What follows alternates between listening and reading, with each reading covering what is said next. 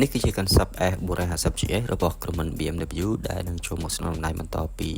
BMW G310GS ហើយក៏ជាគូប្រជែងជាមួយនឹង KTM Duke 390 Adventure, Royal Enfield 450 និង CX Moto 440 ផងដែរសួស្តីបងប្អូនអ្នកដែលស្រឡាញ់ជិះម៉ូតូស្វាគមន៍មកកាន់ម៉ូតូហ្សូនកាលពីពេលថ្មីនេះក្រុមហ៊ុន BMW Motorrad បានធ្វើការបញ្ចេញ concept Moto Door Sport Adventure កម្លាំងក្រោម 500cc របស់ខ្លួនដើម្បីប្រជែងក្នុងទីផ្សារប្រភេទនេះហើយនៅក្នុងវីដេអូនេះខ្ញុំបាននឹងគាត់រំលឹកនៅលក្ខណៈសម្បត្តិរបស់កូនកាត់អាឡឺម៉ង់ឥណ្ឌាមកបង្ហាញបងប្អូននេះស្ដាប់ជាការកម្សាន្តពុក concept S450GS នេះត្រូវបាន design ឡើងយកគំរូ DNA តាមបងធំរបស់វា BMW O1300 ដែលខ្ញុំនឹងលើកយកមកបង្ហាញនៅក្នុងវីដេអូក្រោយការ design បែប Sport Off-road Adventure សម្បីតែពណ៌របស់ម៉ូតូក៏ដូចទៅនឹងពណ៌របស់បងធំរបស់វា O1300 ជាដែរ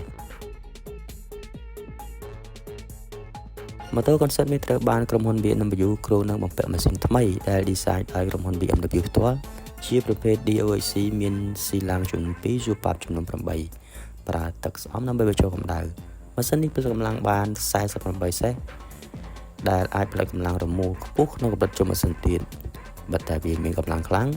តែវាមានទម្ងន់ស្រាលហើយក៏ល្អសម្រាប់ការជិះលើសពីផ្លូវធម្មតាដូចជាផ្លូវ off-road បើនិយាយពីការ off-road ម៉ូតូនេះត្រូវបានបំពាក់បូមវែលសម្រាប់ឆ្លើយតបទៅនឹងការជិះក្នុងស្ថានភាពផ្លូវលំបាក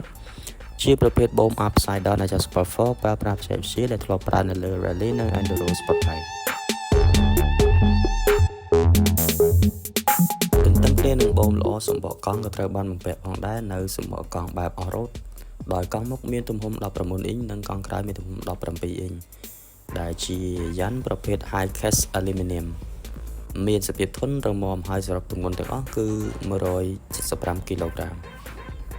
គ្រាន់តែឮថាក្រុមហ៊ុន BMW យើងនឹកឃើញទៅដល់បច្ចេកវិទ្យា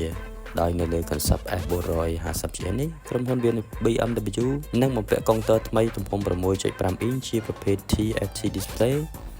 ដែលអាចមើលឃើញច្បាស់ពីព័ត៌មានតាក់ទងទៅនឹងម៉ូតូរួមទាំងកម្មវិធី BMW Connectivity មុខងារ BMW ABS Pro ព្រមជាមួយនឹង Riding Mode ផងដែរសរុបមកចំពោះ concept S450GS នេះពិតជាមានការ design ស្អាតត្រជាក់ខ្ជិលមែនទែនទាំងរូបរាងកម្លាំងបច្ចេកវិទ្យាវាគឺជាកញ្ចប់ម៉ាស៊ីនល្អមួយសម្រាប់អ្នកស្រឡាញ់ម៉ូតូ Door Sport Adventure ដែលមិនត្រូវការកម្លាំងសេះធំហើយក្រុមហ៊ុននឹងបញ្ចេញលក់វានៅក្នុងទីផ្សារក្នុងឆ្នាំ2025នេះតើបងប្អូនអ្នកស្រឡាញ់ម៉ូតូទាំងអស់គ្នាយល់យ៉ាងណាដែរចំពោះ concept S450GS នេះសូមធ្វើការបញ្ចេញយោបល់ក្នុង comment ខាងក្រោមខ្ញុំបាទ Mr. Moto សូមអរគុណនិងសូមជម្រាបលាបាយបាយ